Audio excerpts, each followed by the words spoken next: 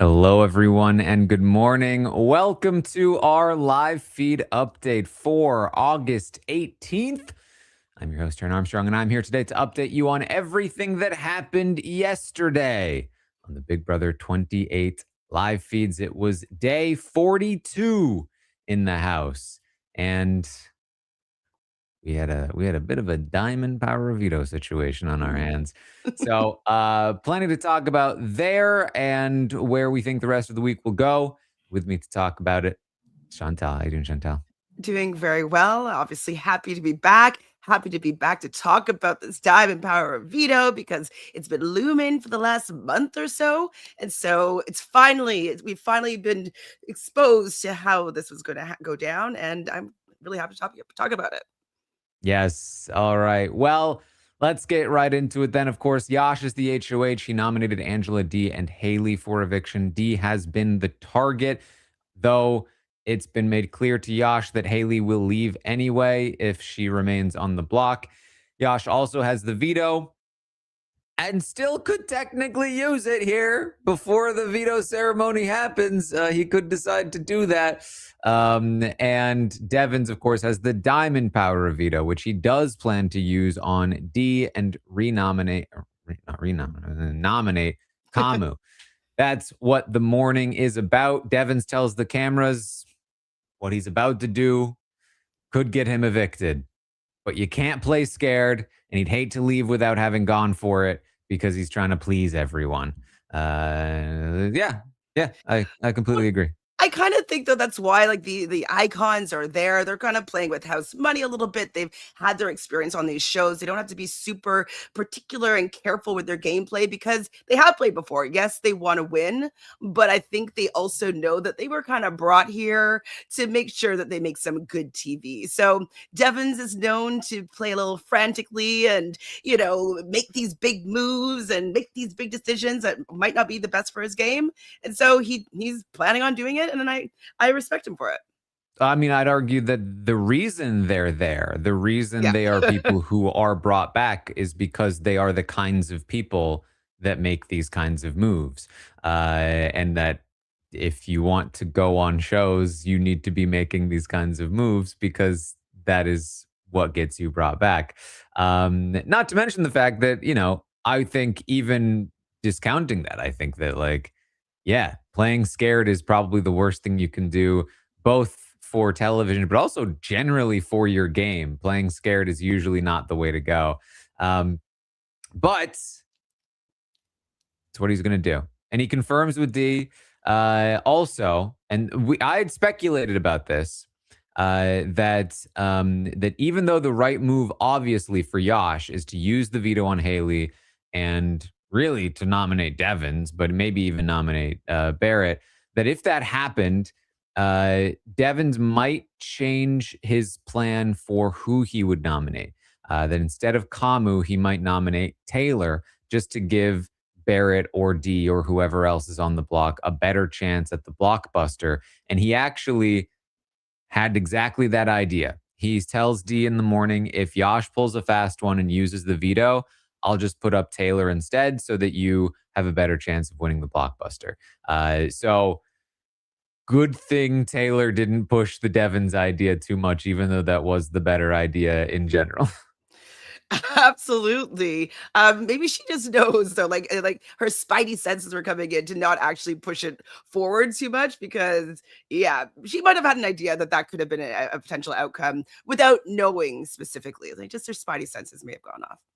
Yes.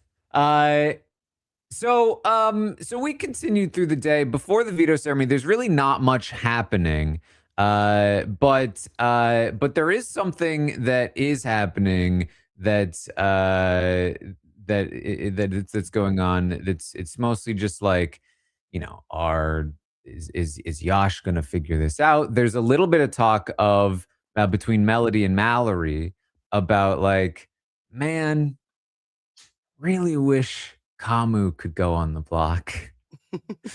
You know, I really just want to see what Kamu's like when he's on the block. Man, I just wish that he was on. It's I can only imagine what's going on in their minds as it happens in front of them right after they have this conversation. Oh my god, they must have been so like, ah, like prayers have been spoken because obviously he's the biggest comp beast of the season. He's also really good at reassimilating with people that he may have just like screwed over. He doesn't care about his allies, willing to not use vetoes on them. And so he's a dangerous player. And so I would want him out for sure. And ooh, I would just be like salivating if I was at that ceremony. Yes. Drew and Angela also have a conversation in the kitchen. They're talking about like who's who?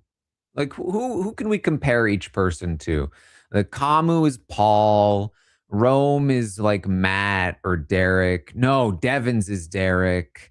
Uh, you know, Mallory is Nicole Anthony. Melody is like Leah or Catherine. And Melody actually is there. She says that the guy who cast her told her she reminded him of Amanda Seyfried and Kat from last season. 100% And exact splice. Lyric is Lauren, Haley is Mackenzie, Chuck is Riley. And Taylor, she's like Ashley, right? She must be like hiding her job. No, she's like Chelsea. It's just like really like, because listen, a lot of the other ones not even that bad. They're like, because a lot of them are personality based. Yeah. Maybe you could say Kamu with the beard is Paul, but honestly, Kamu does kind of play a little bit like Paul. But Taylor is Ashley. Really, Taylor is Chelsea. No. Not from what I've seen. I see the look-alike comparison, obviously, like I said, but I don't think her personality is like either of them, but just the way she looks, Melody.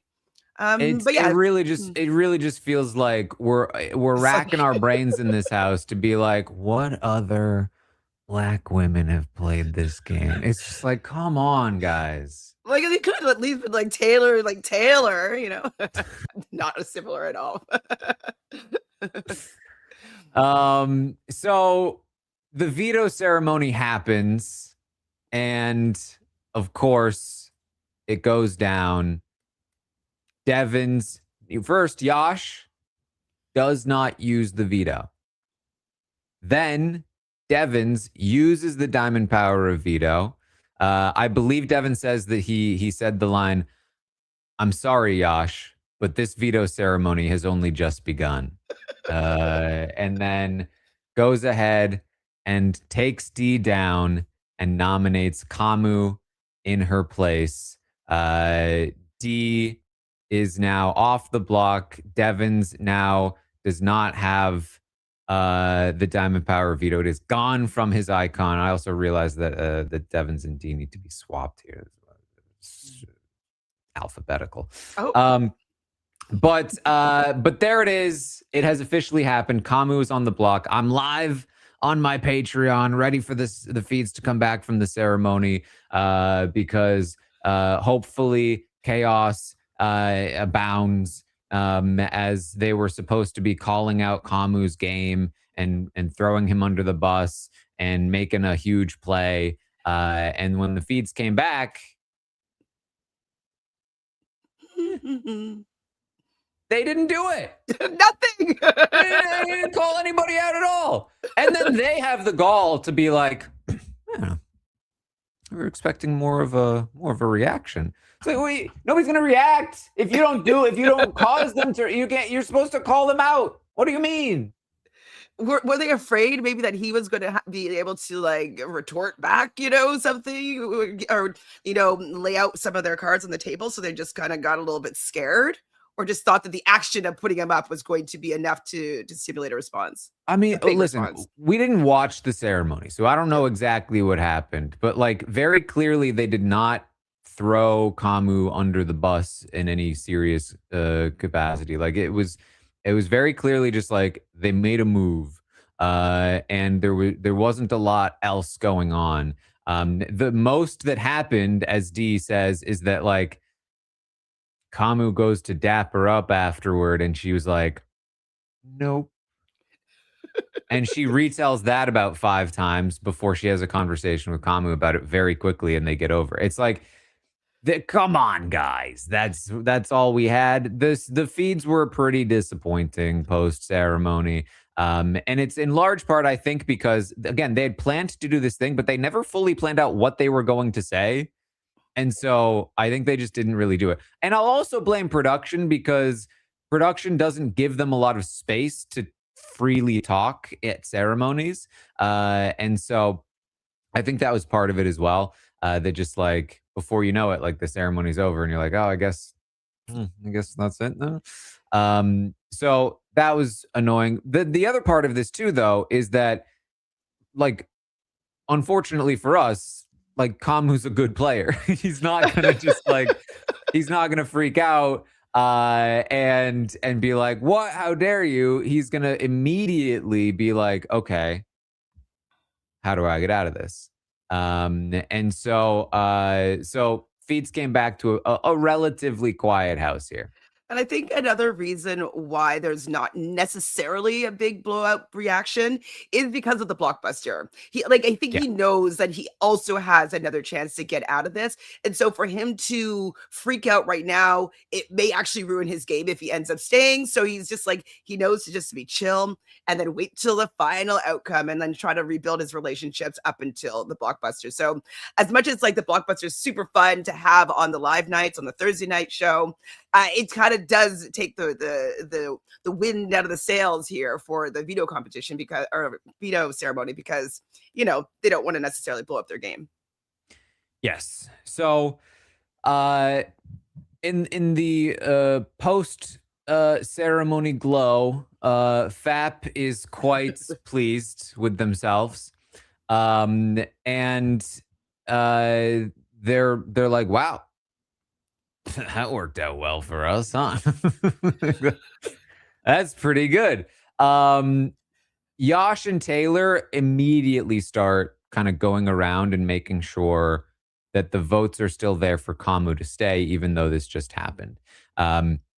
Remember, Yash and Taylor and Kamu thought they had the votes to do what they wanted, or that at least they could get the votes to do what they wanted with the vote this week when it came to Haley. So with Kamu on the block, the idea is as long as Angela doesn't win the blockbuster, they still have the votes. And quite frankly, even if Angela does win the blockbuster, then you'd keep Kamu over Haley.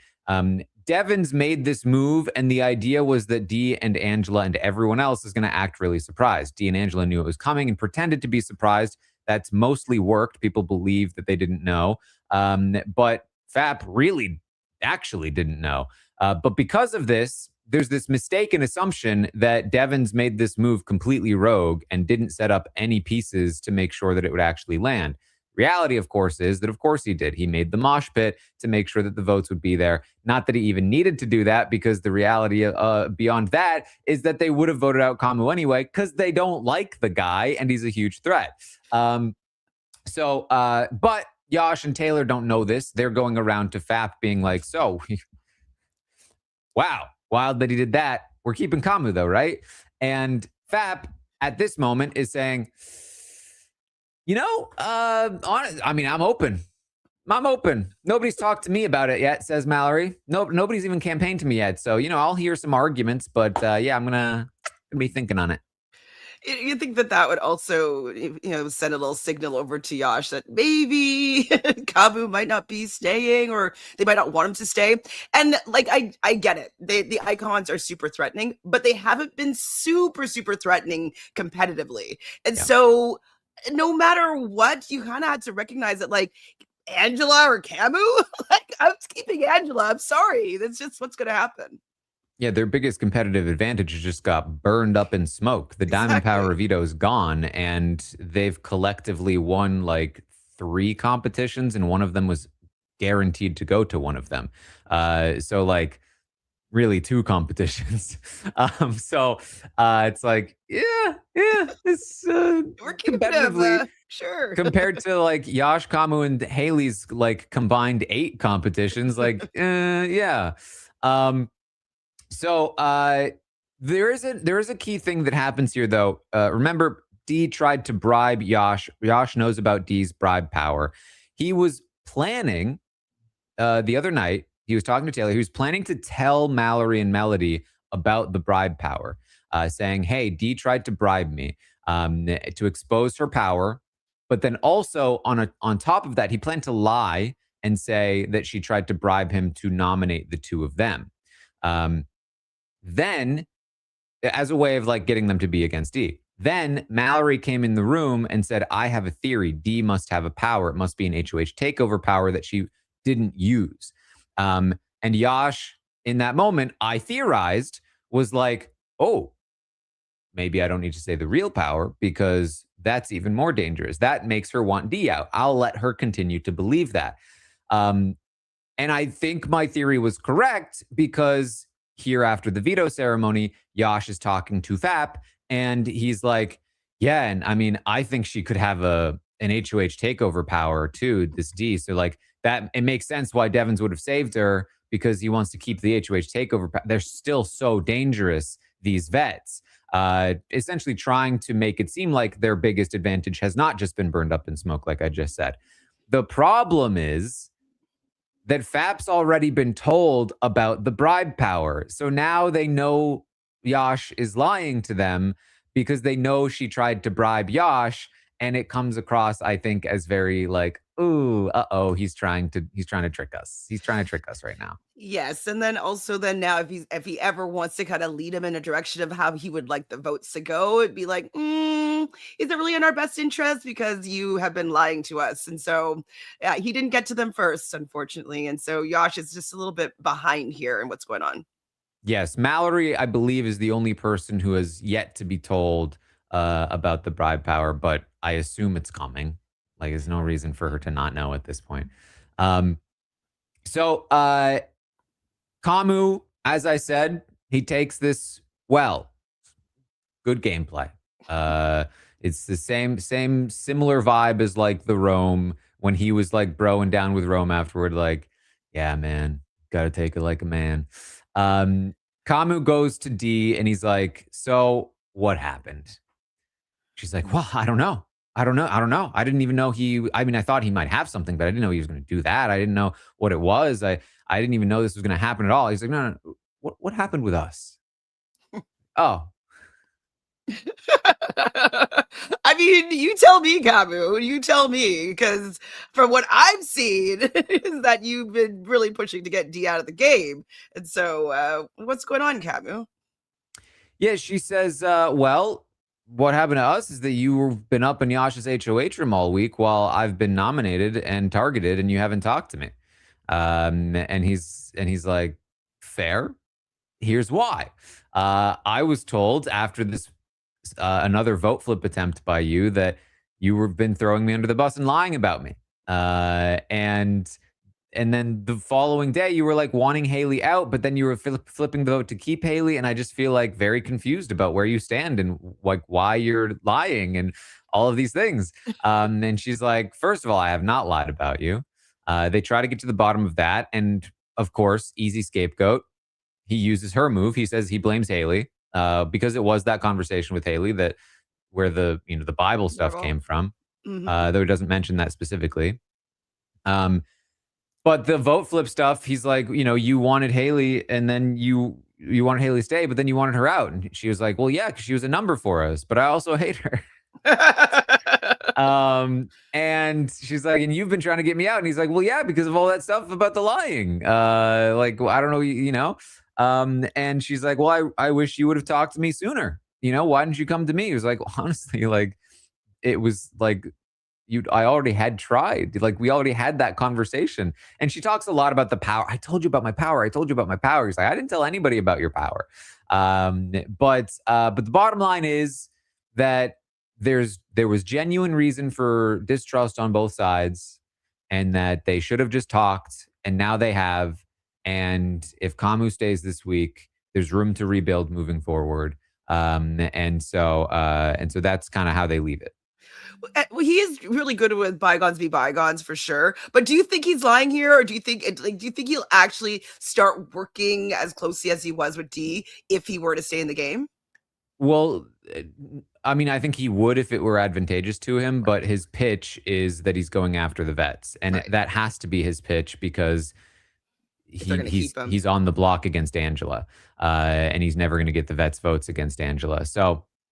Um, so like he has this conversation, and really like the thing in my mind, honestly, is like D is saying, "Why didn't you talk to me earlier?" And my thing was like, D, the second he was in danger, he talked to you.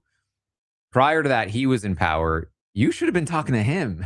Like, if you had had this conversation with him, maybe, you know, who knows? Maybe it would have helped. Maybe you would have avoided the targeting in the block, and maybe this whole Diamond Power veto wouldn't have even needed to be used. But instead, she, tried to convince Yash with a bribe and hung out with Barrett all week. It was like, like And also, though, wouldn't she be recognizing, like, if Kamu has been going up and spending a lot of time with Yash in the HOH room and all that stuff, like, wouldn't she maybe sense that, like, she should have a discussion with Kamu since it she seems like was he might told have some straight up inputs? by Drew. She was told, Kamu's Oh, coming after you. Like, okay, go talk to Kamu. Be like, hey, Kamu, what's up? Why is Yash telling me I might go on the block? You've been up there. What happened to us, Kamu? yeah, I would Um, immediately. have this breakdown with Kamu. At the like worst, what's the worst that could happen in that conversation? If You you're still already go on going the up the block. block. He's already targeting you. You never know. Um, So it's a good conversation. I think on Kamu's end, it's just again, it just like it doesn't really matter. It's good Yeah. instincts from him, but at the end of the day, with Kamu on the block here, as I said, he's up against Angela and Haley, and that means that his most likely situation where he stays on the block is against Angela. So Haley beats him in the blockbuster. He's up on the block against Angela. He's never getting Devens and D their votes against Angela. So he can't really pitch to the vets very successfully. He needs to pitch to FAP. And his pitch to FAP is I'm going after the vets. And so if his pitch is I'm going after the vets, he can't really pitch to the vets. Hey, if Angela wins and I'm up against Haley, keep me over Haley when he's like banging the drum of being anti-vet. He has to kind of pick a lane. And it seems like he, over the course of the day, realizes that his lane has to be I'm anti-vet. Which I think makes it should make the most amount of sense, but here's why it might actually not make sense. I think that against Angela, it's just a lost cause, period. He's just never going to stay. And against Haley, that's where he actually has a shot. And if he was able to convince the vets that they should keep him over Haley because he could work with them and Haley couldn't, that would be enough for him to stay. All three vets plus Taylor and Lala would be enough to keep Kamu over Haley. And yes, that's the less likely outcome, but it's the outcome that he actually could flip the votes for. Not to mention the fact that if he got the vets to keep him over Haley, they would try to work on FAP if they wanted to. Or it's the vets. They might just flip the vote on their own to do that if they wanted to. Now, you might be saying, come on, Taran, why would Devens keep Kamu after putting him up on the block? To which I would reply, this is Devens and D we're talking about. They've been doing all kinds of wild stuff. And D is already very concerned about this new Mosh Pit alliance and how like she's worried that Drew might flip and all of this stuff. If Kamu did work on like Angela, D and Devens, Angela would vote in the event that she won the blockbuster and Kamu was up against Haley. Then there's I think a better chance he could flip them, who are the volatile voters, and Devens would go along with D, I believe, if he thought, hey, we can really actually reconnect with Kamu. He likes Kamu. He didn't want to do this. He would love to be able to like mend this and be like, okay, moving forward, now we're doing this. If he believed that it were true, it would obviously take quite convincing. But kind of the point being, I don't think that Kamu's pitch to be anti-vet is number one, good, as we'll hear from Mallory. She has great reasons why it wouldn't work. And number two, less likely to work. The vets like him on a personal level and reluctantly are targeting him. FAP don't like him on a personal level and are gleefully targeting him. So that's why I think he should move in that direction, though I don't blame him too much for thinking that his best shot is to pitch anti-vet. Now, on Angela's first season, did she ever win a blockbuster? I don't remember off the top of my head. I don't believe she won a blockbuster, no. So this scenario is not likely with what we've seen Angela. No, it's not likely. Yeah, not at all. And the fact is that Kamu kind of just needs to win the blockbuster. Like again, the entire premise of the argument is that he has no shot against Angela on the block. And so the only campaigning that even matters is in the event that Angela wins the blockbuster against Haley. And then he's against Haley. Right, of course. And I kind of feel like he's gonna win the blockbuster. Like it just seems he's much like more his likely trajectory. Yeah. Anyway, Drew and Melody tell Devens they're really happy with the nomination. Kamu is going for sure if he doesn't win the blockbuster. Angela is really happy. She's pleased that the power worked out in the way that it did. She's not upset that he didn't tell her. Mallory is super happy. She's like, every part of my being dislikes every part of Kamu's being, and I'm so ready for him to leave this house. Which is what I'm talking about, right? Like these people are much less likely to be convinced to keep Kamu over Haley, and certainly over Angela. Melody and Mallory do agree they are in a little bit of a tricky position because they are being courted by Yash and Taylor to kind of join their side, and Yash and Taylor kind of expect them to vote with them to keep Kamu. That's what those conversations were already being had were about. And they were like, well, we haven't even talked to the nominees yet. So the question becomes, what do we tell them? Do we tell them? Do we string them along and blindside them? Or do we tell them up front, yeah, I don't think we want to keep Kamu? Obviously, telling them up front is better to maintain their relationships with Yash and Taylor. But it could also leak to Kamu. And then if he wins the blockbuster, they've blown up their spot with Kamu. So what do? Well, we know their motivation here. Their motivation is this vote is great. I want Kamu gone. I'm happy to work. They're happy to work with Mosh Pit for now to take out a player like Kamu. But Mosh Pit is not their long-term plan. They want to flip back over and work with Taylor. So they don't want to damage that relationship by blindsiding her and Yash. And so what they want to do is talk to Taylor and Yash and tell them, listen, we got to be honest. Kamu and Haley are on the block. It would be a wild decision to vote out Angela over one of them. Like, one of them has to go.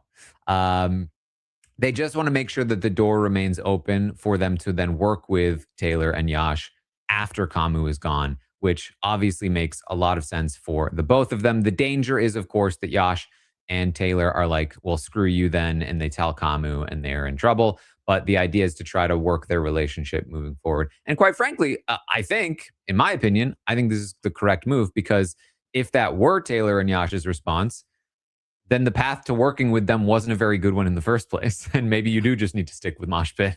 Well, absolutely. And then if it did fail, like they're going to be not on good terms with them anyways as well. So Right. yeah, I think you might as well see what happens, right? If you're going to be an ally of mine, you're going to want to be sharing your thoughts on what's going to be best for you in the game. And you usually want to try to come to an agreement, but if it's not the case, it's like, it is good for them to like let them know where they stand and to see what happens then. So now they kind of will know whether or not they can work with Yash and Taylor. So they'll find out either way. Interesting stuff. And I'm really liking how Mallory and Melody are moving in the game right now. Speaking of moving, Drew is up in the gym.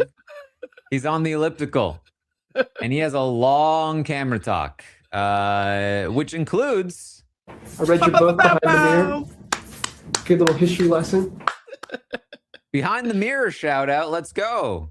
Yay! Woo! Good little history lesson. He Did your talks heart about like how he, flutter when you heard your name though? Like it must have been like just a little start jarring, you know? I was in a meeting. Actually, you were also in the meeting, Oh. Chantele, when this happened, so I was not watching live. Uh, Drew tells the cameras he recognizes that he's on the bottom of both alliances, crossovers and FAP, and he's been throwing competitions. So he's not sure if he should start winning the competitions now, or if he should continue to throw competitions. It's a very long camera talk. He talks a lot about his own game and how he sees it. He feels like he's had at least some hand in most of the evictions, and it's a pretty decently accurate take. He inflates a little bit here and there, but for the most part, like yes, he played an instrumental role in shutting down the flip for Ashley to stay. Whether that was a good thing or not is a question. And then during week 2, he was the key piece of information that ratted out Jason and therefore Rome. Then week 3, he was the one that convinced Kamu to backdoor Jason. He's leaving out the part where he then tried to keep Mallory, even though she was the like all that stuff and failed, and then became a target. And then his whole game blew up in part because of that. After that, so he certainly didn't have anything to do with Haley's HOH. But then last week he was like, what even happened last week? Chuck happened. I don't remember what he said about that week. But then he said like, this week I did a good job. I helped keep Barrett off the block, and this genuinely is his best week, just in terms of like convincing Yash and Kamu that they had his vote, which helped prevent them from coming up with the necessary idea of using the veto. And even though, of course, Yash had these were Yash's initial nomination ideas, they did have a lengthy discussion up in the HOH room where they did consider putting Barrett up instead, and Drew helped shut that down. So that's kind of how he's seeing things. And he says, very importantly, he ranks FAP over the icons. He is not prioritizing the icons over FAP. And I think this has been the major key part of his game that has shifted things. Like, things have been working out so much better for Drew, including the fact that I think as soon as he started prioritizing FAP over the icons, the icons started trusting him more. Yeah, it's odd because how this works. Stopped dropping all of his sensitive information to them to cause them to not trust him. So this is all good stuff. This is all very good stuff from Drew.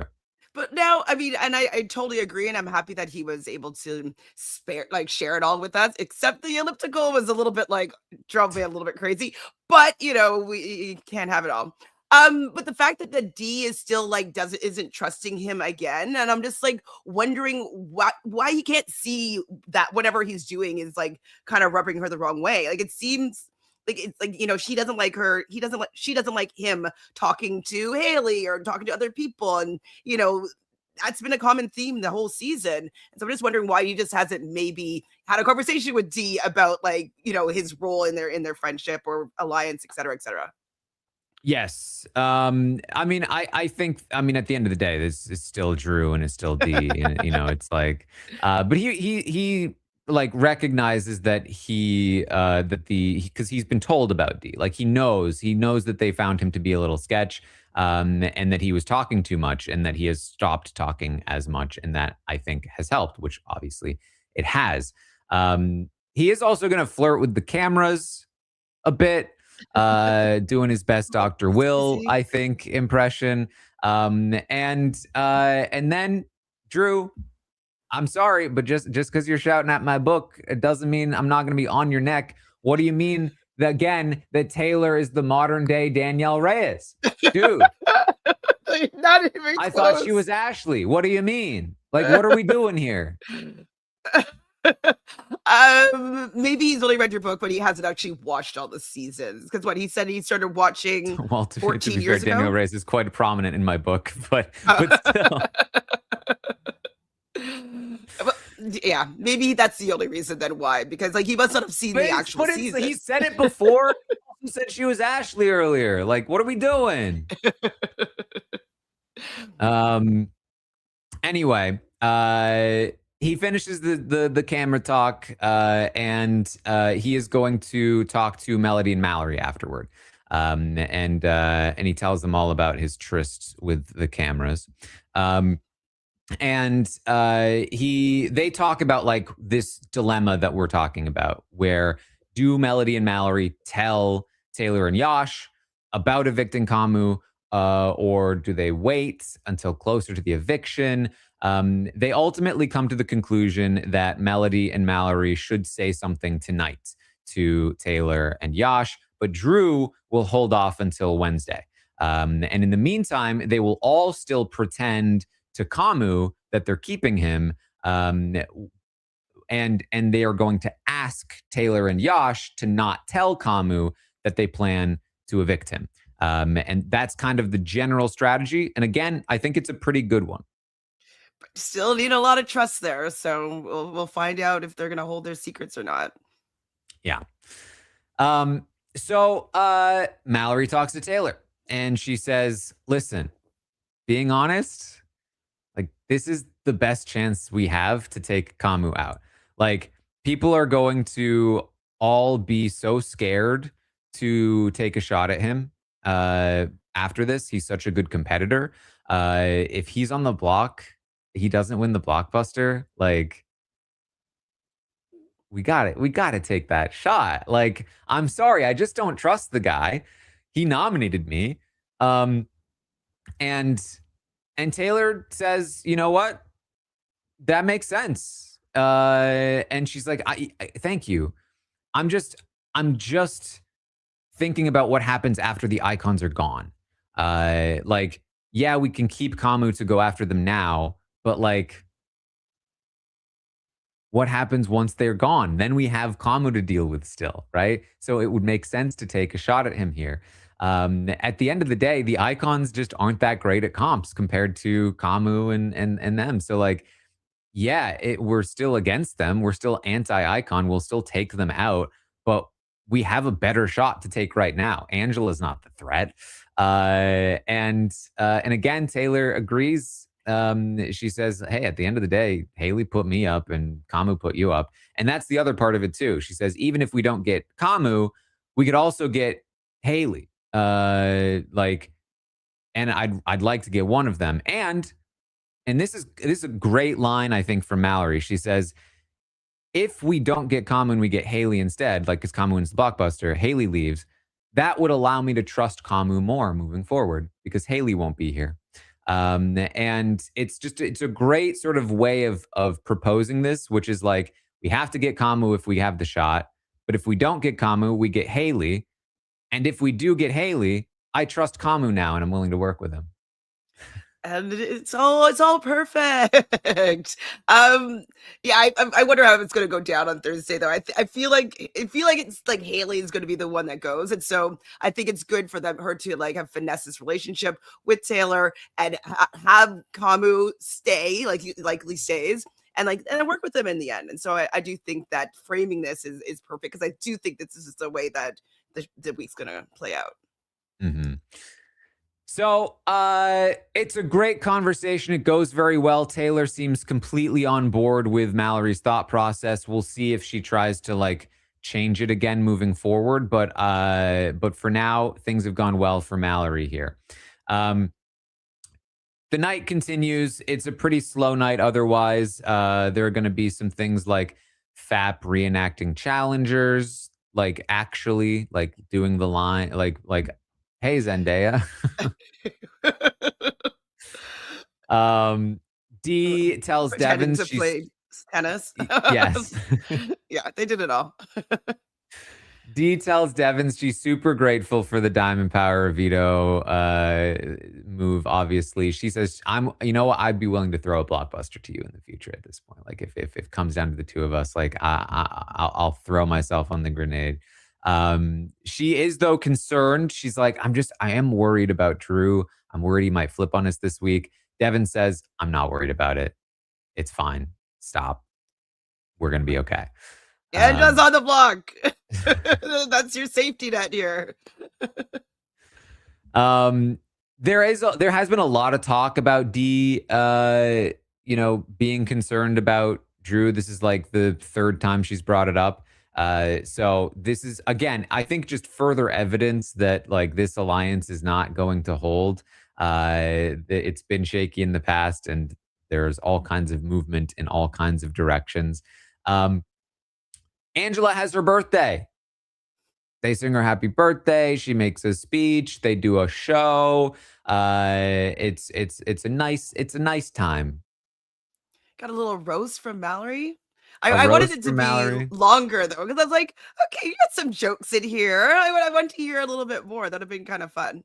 Yeah, she was like, I can't go too hard. I'm playing a game where I want people to like me. And then she had like 3 jokes. I mean, they were not bad jokes. Not bad. But we know Mallory can do, or we know Melody can do better.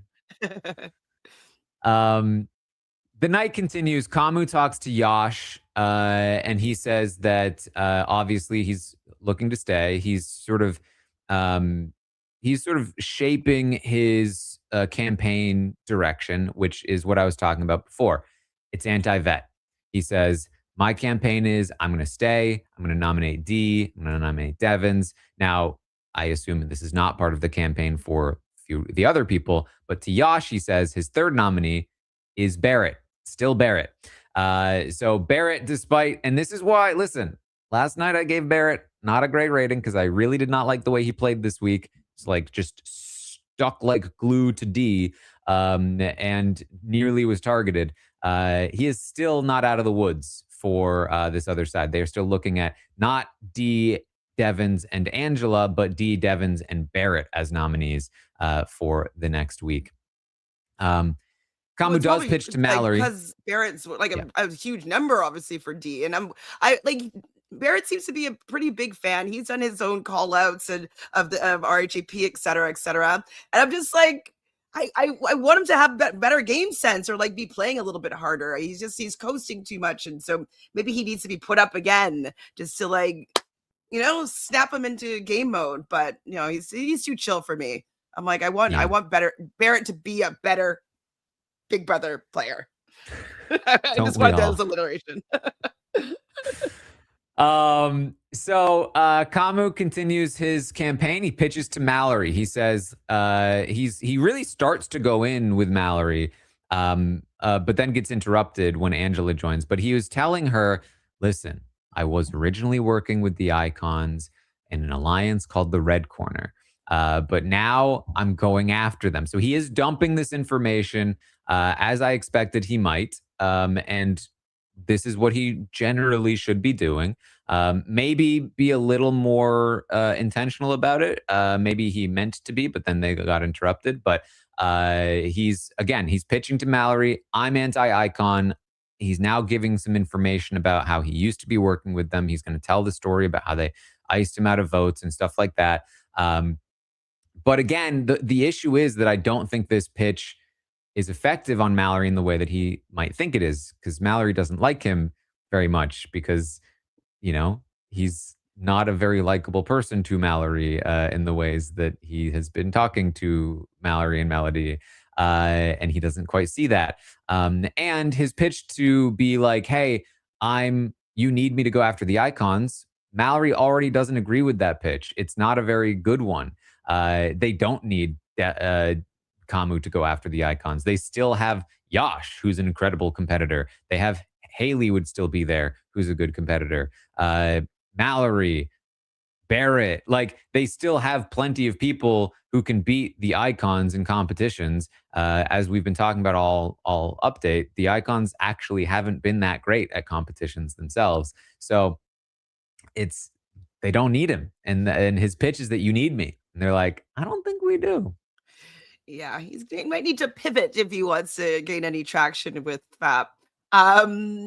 Yeah, because everybody else is a better competitor for sure than the icons, unfortunately. But maybe there's going to be a couple games that come that they're going to be good at, but they haven't been doing well at all. And I guess like the most indicative one was the fact that with the knockout comp, how badly they played it. They're probably like, oh, like they played this so badly, like we're keeping them in the game forever because they allowed everybody else to have a better opportunity to win that competition. So yeah, I think the fact that 2 out of the 3 of them don't really know Big Brother that well, I think is also a kind of a sell to keep them in the game or for them to go after them without needing Kamu at all. Mm-hmm. Yeah, just feels like a dead end ultimately to pitch in this direction. Though again, I understand why he's trying. Drew talks to Kamu late into the night. This is one of our final conversations. Drew is fully pretending he is still on Kamu's side. Just fully like, yeah, of course you've got my vote. And Kamu's like, be honest. Like you really think I'm good if I'm sitting next to either one? And Drew's like, I think so. I mean, especially next to Haley. I think Haley goes against anybody. But I think you're still good even against Angela. And they count the votes and they include Melody and Mallory. Like, hey, because they were anti-icon. And so Drew doing some work to try to make Kamu feel a little more comfortable here and pretend that he's still with him. In fact, Drew even gets a little ambitious and he says, I mean, if anything, Haley winning Blockbuster is best case scenario to keep both of you because Haley can't beat Angela in a vote, but you can. And so do I think Kamu would actually be willing to allow Haley to win the Blockbuster? Absolutely not.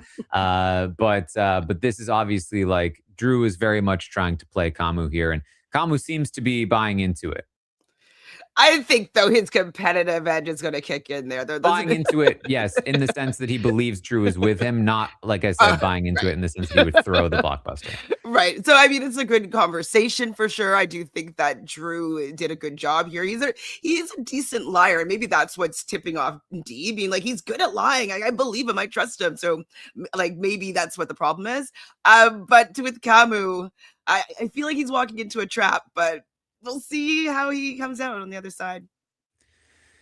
Yeah, and so that's pretty much it. I mean, it's a pretty sort of we've kind of set up the pieces for the rest of the week. The main thing is going to be Melody and Mallory convincing Taylor and Yash to be okay with letting them vote out Kamu. Kamu continuing to, campaign in the way that he's been trying to campaign, and then, like, basically the main thing is how do Taylor and Yash deal with the rest of this week? Because they need to figure out where they're going. And if Kamu stays, there's a path there, but they could still be in trouble because if they don't win HOH, they're in trouble. And if Kamu goes, in some ways, it might be even better for them because now I think Melody and Mallory are much more willing to hop over.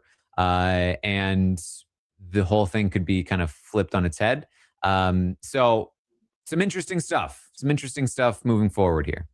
Yes, even though it wasn't as explosive as I was hoping it to be, I was like really excited. I do think that this week's results, like the rest of the week, could be interesting the way like it could shape out. So it's a strong week, but not so strong aftermath after the Diamond Power of Veto was used. Now, who do we think is going to be winning the final power at this point? Do we think it's going to be Drew, Barrett? Or all the polls seem to suggest Yash? Drew is heavily in the lead with the online fan base. But who knows? The other name I've heard, of course, is Taylor. That's I think that's probably like the more interesting option, but who knows? Because the casual audience could also come in and sort of stomp their feet in any direction that they want as well. So we will have to wait and see on that one. And the final one is that head of household takeover is the final one, correct? Or is it something else?